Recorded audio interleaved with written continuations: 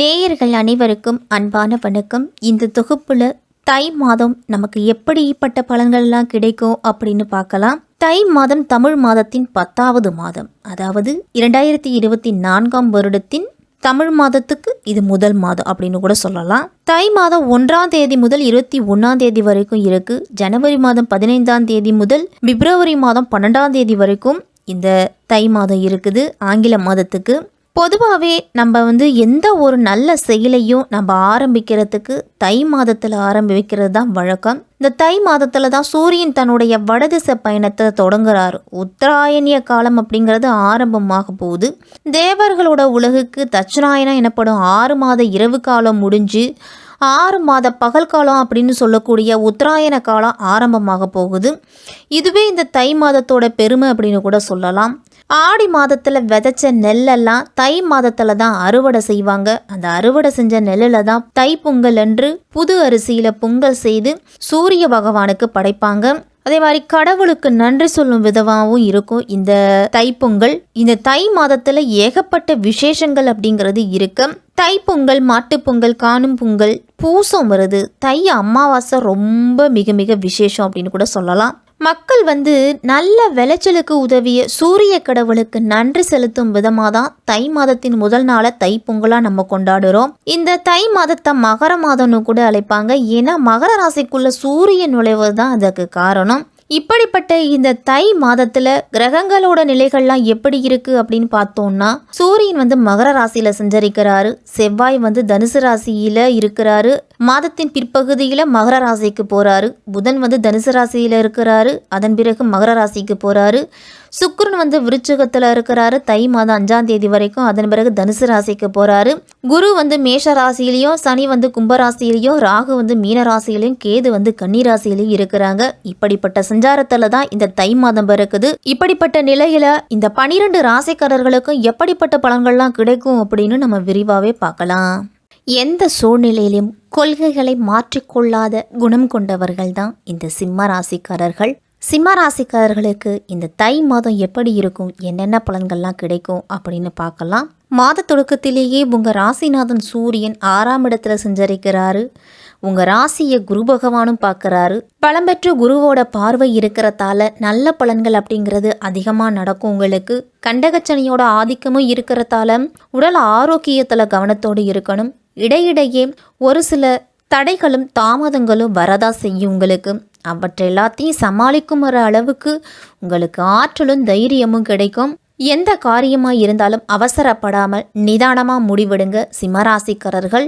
தாய் தந்தையரோட உடல் ஆரோக்கியத்திலையும் குழந்தைகளோட உடல் ஆரோக்கியத்திலையும் கூடுதல் அக்கறை செலுத்துறது நல்லது. இந்த மாதம் திடீரென மாற்றங்கள் அப்படிங்கிறது இருக்கும். குடும்பத்திலையும் சரி, தொழில் செய்யும் இடத்துலையும் சரி, வேலை செய்யக்கூடிய இடத்துலையும் சரி, திடீரென மாற்றங்கள், நீங்கள் எதிர்பாராத நிகழ்வுகள் எல்லாமே நடக்கும். வேலை தேடிக்கிட்டு இருக்கும் சிம்மராசிக்காரர்களுக்கெல்லாம் இந்த மாதத்தில் கிடைக்கக்கூடிய வேலையை நீங்கள் பயன்படுத்திக்குங்க. தீராத பிரச்சனைகளை எல்லாத்தையுமே தீர்த்து வைக்க போகிறாரு. சூரிய பகவான் 6ஆம் இடத்துல இருக்கிறாரு. ஞாயிற்றுக்கிழமையில் அச்சு வெல்லம், எள் சேர்த்து இனிப்புகளை ஏழைகளுக்கு தானமாக நீங்கள் கொடுத்துட்டு வந்தீங்க அப்படின்னா நன்மைகள் அப்படிங்கிறது அதிகம் நடக்கும். அலுவலகத்திலலாம் உயர் அதிகாரிகளால் ஒரு சில பிரச்சனைகள்லாம் வரலாம். அதே மாதிரி பிறரோட பிரச்சனைகளுக்கு நீங்கள் தலையிட வேண்டாம். மேலதிகாரிகளை பற்றி புறங்கூறுவது, அவர்களை பற்றி மற்றவர்களிடத்துல வதந்திகளை பரப்புவது, இதை எல்லாத்தையும் நிறுத்திக்கணும். தான் உண்டு தன் வேலையுண்டுன்னு மட்டும் இருங்க. செவ்வாய் உங்கள் ராசிக்கு 5ஆம் வீட்டில் இருக்கிறாரு. அதனால் பிள்ளைகளால் உங்களுக்கு நன்மைகள் கிடைக்கும். உச்சம் பெற்ற செவ்வாயோட பார்வை இருக்கிறதால திருமண யோகம் சிம்மராசிக்காரர்களுக்கெல்லாம் கைகூடி வரும். இந்த மாதத்தில் இந்த மாதத்தின் பிற்பகுதியில் 6ஆம் வீட்டில் அதுவும் உச்சம் பெற்று அமர்ந்து விபரீத ராஜயோகத்தை கொடுக்க போகிறாரு சூரியன். வீடு, இடம், நிலம் வாங்கக்கூடிய யோகம்லாம் இருக்குது. கலைகளில் ஆர்வம் அப்படிங்கிறது சிம்மராசிக்காரர்களுக்கு பிறக்கும். இந்த மாதம் ஷேர் மார்க்கெட்லாம் முதலீடுகளை தவிர்த்துக்குங்க. தொழில் வியாபாரத்திலலாம் யாருக்கும் கடன் கொடுக்க வேண்டாம். முடிஞ்ச வரைக்கும் நீங்கள் கடன் வாங்குவதையும் தவிர்த்துக்குங்க. கண்டகச்சனி காலம் அப்படிங்கிறதால சிறு உடல் ஆரோக்கிய பிரச்சனைகள் வரதான் செய்யும். மாத தொடக்கத்திலேயே குரு பகவான் மேச ராசியில் சஞ்சரிக்கிறாரு. அவர் வக்ர நிவர்த்தியாகி பலம் பெற்று சஞ்சரிக்கிறாரு. குரு பார்க்க கோடி நன்மை அப்படிங்கிறதுக்கு ஏற்ப உங்களுடைய காரியங்கள்லாம் துரிதமாக நடக்கும். இனிமேல் உங்களுடைய வாழ்க்கை தேவைகளை பூர்த்தி செய்கிற அளவுக்கு பொருளாதாரம் அப்படிங்கிறது இருக்கும். நண்பர்கள் உறவினர்கள்லாம் உங்களுக்கு உதவிக்கரம் நீட்டுவாங்க. எல்லா காரியத்தையும் நீங்கள் திட்டமிட்டு செய்தீங்க அப்படின்னா வெற்றி உங்களுக்கு அப்படின்னு சொல்லலாம். தொழில் ரீதியாக வந்த இடையூறுகள் எல்லாமே அகலும். தொழிலில் அதுவும் வெளிநாட்டு வேலை வாய்ப்பு, வெளிநாட்டு ஆர்டருக்காக காத்திருக்கிறவங்களுக்கெல்லாம் புதிய மாற்றங்கள்லாம் கிடைக்கும். புகழ்மிக்கவர்கள்லாம் உங்களுக்கு பின்னணியாக இருந்து உதவிகளை செய்வாங்க. மாத தொடக்கத்திலேயே சனி வந்து ராசிக்கு 7ஆம் இடத்துல சஞ்சரிக்கிறாரு. இந்த மாதத்தில் சிம்மராசிக்காரர்களுக்கெல்லாம் கண்டகச்சனியோட ஆதிக்கமும் இருக்குது. இது போன்ற நேரங்களில் விரயங்கள் அப்படிங்கிறது கூடுதலாக இருக்கும். ஒரு சிலருக்கெல்லாம் வீடு மாற்றம், இடமாற்றம், வேலை மாற்றம் அப்படின்னு ஏதாவது ஒரு மாற்றம் வந்துக்கிட்டே இருக்கும். உங்களுக்கு அருகில் இருப்பவர்களையும் சரி, குடும்பத்தில் இருக்கிறவர்களையும் சரி, பொது வெளியிலையும் எல்லாரையுமே அனுசரித்து விட்டு கொடுத்து போகிறது தான் நல்லது. எல்லாரையும் நீங்கள் ஓரளவு அனுசரித்து போனீங்க அப்படின்னா சண்டை சச்சரவுகள் வர்றதை தவிர்க்கும். அவர்கள் மூலம் உங்களுக்கு நன்மைகள் அதிகம் உண்டு. மன நிம்மதியும் மகிழ்ச்சியும் கிடைக்கும். உங்களுக்கு இந்த மாதத்தில் குடும்பத்தில் செலவு அப்படிங்கிறது கூடுதலாகவே தான் இருக்கும். பிள்ளைகள் வழியில் செலவு, பெற்றோர் வழியில் செலவு, உற்றார் உறவினர்களால் சுப செலவு, இந்த மாதிரி செலவுகளுக்கு பஞ்சம் இருக்காது. இந்த சிம்மராசிக்காரர்களுக்கெல்லாம் தை மாதம் அந்த அளவு பொருளாதாரம் வருமா அப்படின்னு பார்த்தோம்னா பொருளாதாரம் சற்று பின்தங்கிய நிலையில தான் இருக்குது. இந்த மாதத்துல உங்களுடைய வரவுக்கு ஏற்ற செலவு அப்படிங்கிறது இருந்துகிட்டே இருக்கும். வரவை மீறிய செலவு தான் இருக்குமே தவிர செலவு முக்கியமாக உங்களுடைய கட்டுப்பாட்டில் வச்சுக்குங்க. கணவன் மனைவி உறவுலலாம் பிரச்சனைகள் வர்றதுக்கு வாய்ப்பு இருக்கு நிதி சார்ந்த விஷயத்தால. அதனால சற்று எச்சரிக்கையாக இருக்கணும். சனிக்கிழமை தோறும் சனி பகவானுக்கு எல் தீபம் ஏற்றி அவரை வழிபட்டுட்டு வாங்க. அதே மாதிரி தினமும் காலையில் எழுந்து நீராடிட்டு காக்கைக்கு சிறிது அன்னத்தை வச்சுட்டு அதன் பிறகு நீங்கள் உணவு உண்ணுங்க.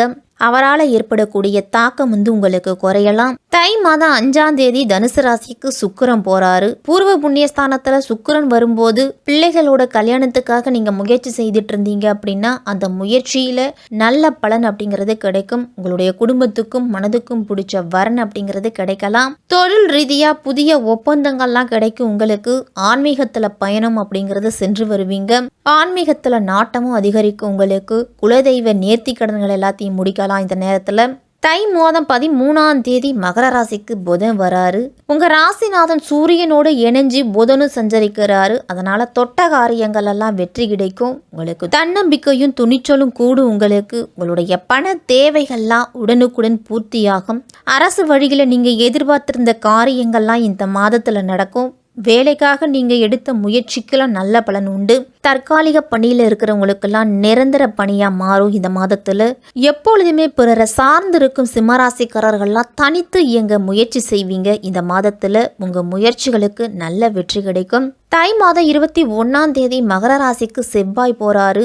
செவ்வாய்க்கு உச்ச வீடு மகரம் அப்படின்னே சொல்லலாம். உங்க ராசிநாதன் சூரியனோடு யோகக்காரகன் செவ்வாயி இணையறத்தால காரியங்கள் எல்லாமே துரிதமா நடக்கும். கவலை என்ற 3 எழுத்து உங்களுடைய அகராதியை விட்டு விலக போகுது அப்படின்னு கூட சொல்லலாம். இடம் வாங்குவது, வீடு கட்டுவது, இதில் எல்லாத்தையும் நீங்க கவனத்தை செலுத்துவீங்க. உங்களுடைய இல்லத்துல சுப செய்தி அப்படிங்கிறது வந்து சேரும். சஷ்டி என்று முருகப்பெருமானை வழிபட்டுட்டு வந்தீங்க அப்படின்னா உங்களுடைய முன்னேற்றம் அப்படிங்கிறது சிறப்பாகவே இருக்கும். பொது வாழ்க்கையில் இருக்கிறவங்களுக்கெல்லாம் மதிப்பு மரியாதை எல்லாமே கூடும். வியாபாரம் தொழில் செய்கிறவங்கெல்லாம் புதிய கூட்டாளிகளால் உங்களுக்கு பொருளாதாரத்தில் நல்ல முன்னேற்றம் இருக்கும். உத்தியோகத்தில் உள்ளவர்களுக்கெல்லாம் ஊதிய உயர்வு அப்படிங்கிறது உண்டாகும். இந்த மாதத்தில் கலைஞர்களுக்கெல்லாம் உங்களுடைய திறமையை வெளிப்படுத்தக்கூடிய அளவு கதாபாத்திரம் கிடைக்கும். அந்த கதாபாத்திரத்தில் சிறப்பாக நடித்து நல்ல பெயர் அப்படிங்கிறது கிடைக்கும். மாணவர்கள்லாம் படிப்புல ஆர்வத்தை செலுத்தணும். இருசக்கர வாகனத்தில் செல்லும் பொழுது கூடுதல் கவனத்தோடு செல்லுங்க. பெண்களுக்கெல்லாம் வருமானம் அப்படிங்கிறது வந்தாலும் செலவுகளும் அதற்கு ஏற்றது போலவே இருக்கும். பொன் பொருள் சேர்க்கையெல்லாம் இந்த மாதத்தில் வாங்குவீங்க. சனிக்கிழமை தோறும் அனுமன் வழிபாடு செய்யுங்க. அமாவாசை நாட்களில் ஆஞ்சநேயருக்கு வெற்றிலை மாலை சாற்றி வழிபட்டுட்டு வந்தீங்க அப்படின்னா உங்களுக்கு எல்லா காரியத்திலையும் வெற்றி அப்படிங்கிறது கிடைக்கும்.